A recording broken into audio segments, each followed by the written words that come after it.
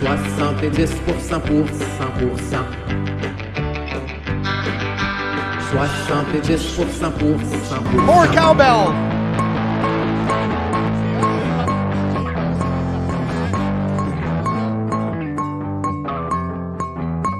Feel the space. Hey, ça, c'est un gars qui s'est manié une cowbell, sérieux. Oui. Merci. Fait que Bruno, comme ça va bien Ça fait sur toute la planète toune. Terre. Ouais. Des bonnes nouvelles en Nouvelle, Ontario. oui. En fait, cette semaine, pour faire changement, j'y vais d'une nouvelle qui a le potentiel d'être positive.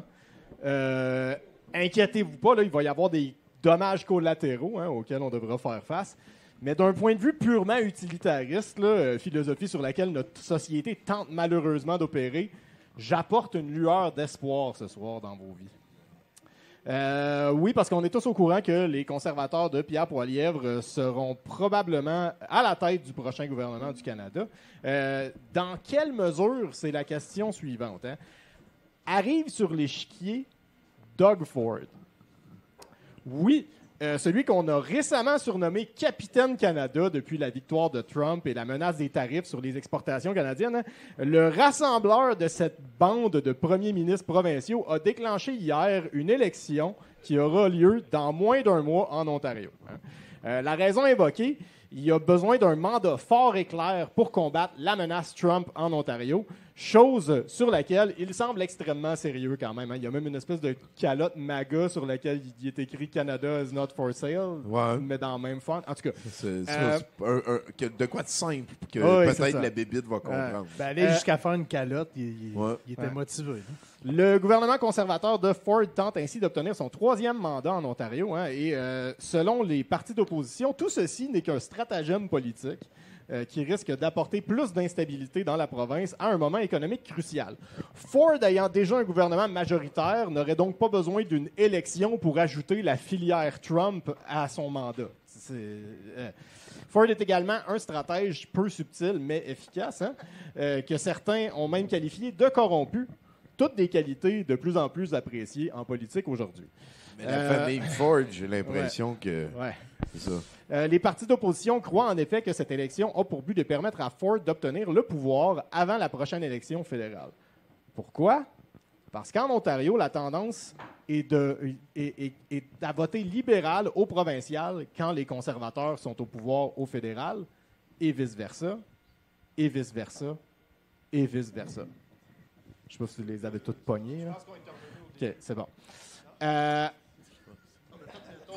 Avant que l'élection soit déclenchée, les sondages le plaçaient à 43% d'intention de vote, ce qui, dans notre système électoral, le met en majorité. La question, donc, est-ce que Doug Ford a le potentiel d'empêcher le Parti conservateur d'obtenir une majorité aux prochaines élections fédérales? Se pose, Parce que s'il rentre au provincial, les conservateurs ont moins de chances de rentrer au fédéral. Oui, chers écouteurs, quand l'ambition dépasse constamment l'idéologie, il devient inévitable de mettre des bâtons dans les roues de nos alliés, surtout en politique. Pour ceux qui aiment les stats, un gouvernement fédéral a besoin de 172 sièges. Est-ce que tu suis, Tommy? Oui. Oui, OK. Es-tu sûr? Parce que ça a l'air d'une question. Doug Ford, puis il va se présenter pour aider les libéraux. Ben, pas pour aider les libéraux, mais c'est ça que ça a le potentiel de faire. Ça. Lui, il veut juste gagner ses sièges puis rester au pouvoir. Là. Ça n'a pas rapport à... Il n'y a pas de Ça, conspiration. Là, il y avait 172 sièges. Ça prend 172 sièges pour former la majorité au Canada. L'Ontario en compte 122. Pour ceux qui comptent, 172 moins 122, ça fait 50. Il y a 78 sièges au Québec que Poilievre ignore depuis le début de sa pré-campagne en se disant qu'il peut gagner sans le Québec. Le Québec qui a, en Yves-François Blanchet, le chef de parti le plus efficace et talentueux à la Chambre des communes, ce qui n'est pas sans douleur à prononcer comme parole. 50 moins 78 égale moins 28. Il y a 43 sièges en Colombie-Britannique où les conservateurs passent jamais. Moins 28, moins 43 égale moins 71. Là, je suis généreux, là. Dans ma répartition, c'est sûr que de ces 71 sièges, il y en a qui ont le potentiel de passer au Québec et en Ontario. Mais c'est quand même un manque à gagner considérable pour obtenir la majorité. J'aime pas faire des prédictions. Puis le monde est tellement en train de virer en couille en ce moment que j'ai de la difficulté à avoir espoir en quoi que ce soit.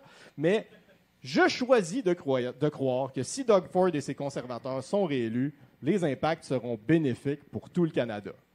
Ben, sauf l'Ontario, là. Puis Pierre Poilievre. Je serais très intéressé d'entendre Poilievre parler de cette élection dans les jours à venir, d'ailleurs, parce que c'est en train d'y mettre des bâtons dans les roues. Ben oui, il y a toutes sortes d'autres affaires qui ressortent. Là. Fait que je pensais pas dire ça un jour dans ma vie, mais anyway, pour la différence que ça va faire. Go Doug Ford. Le département éditorial de 70% endosse officiellement Doug Ford et le Parti progressiste conservateur de l'Ontario pour la prochaine élection provinciale ontarienne. Wow! Yay! Doug! Stratège! Woke stratège! Doug!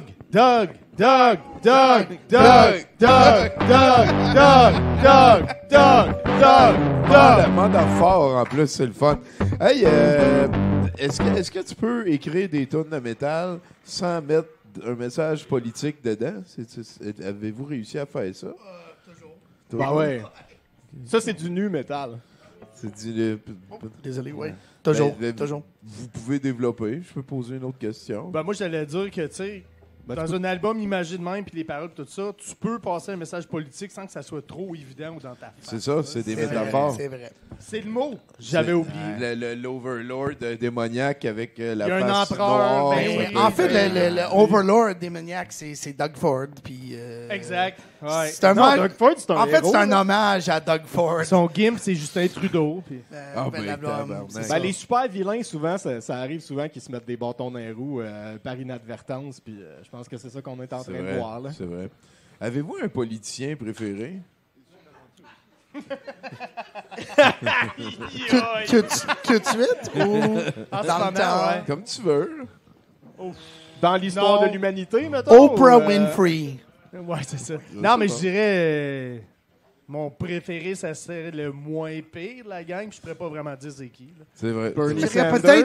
peut-être... Ouais, au States, ce serait ça. Là. Au niveau de Ben, l'histoire, là, tu sais, on en a parlé tantôt. Là, moi, j'aime bien l'histoire. Puis John F. Kennedy, tout l'assassinat, l'histoire autour Ben de oui, ça. Mais ça, ben c'est oui. par intérêt historique, je dirais. Ben oui, c'est parce Ah, qu'il ouais. avait refusé des fonds pour développer la porte de l'étoile pour être capable d'aller au centre de la Terre, rejoindre les reptiles Illuminati pour dominer la Terre. Peut-être. Hein? C'est ça qu'on va savoir bien vite. Fais avec tes les recherches. documents. On va savoir, ils releasent les oui, ça files, sort là. bien vite. Là. Ah oui, the files are getting released. C'est comme des kraken à chaque fois. Hey, Célim, Oui. est-ce que tu nous jouerais une petite rengaine pour aller vers le premier chroniqueur, s'il te plaît? On peut faire ça. Alors, juste, je fais l'explication. J'avais pas prévu un set ce soir, donc c'est encore plus pas prévu que d'habitude.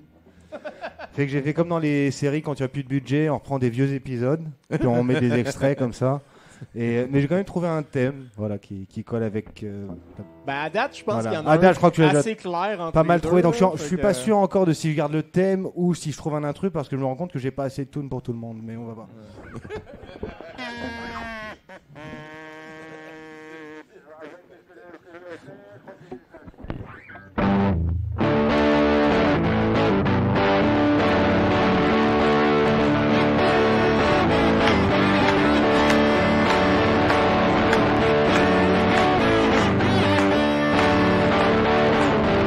Soixante-dix pour cent,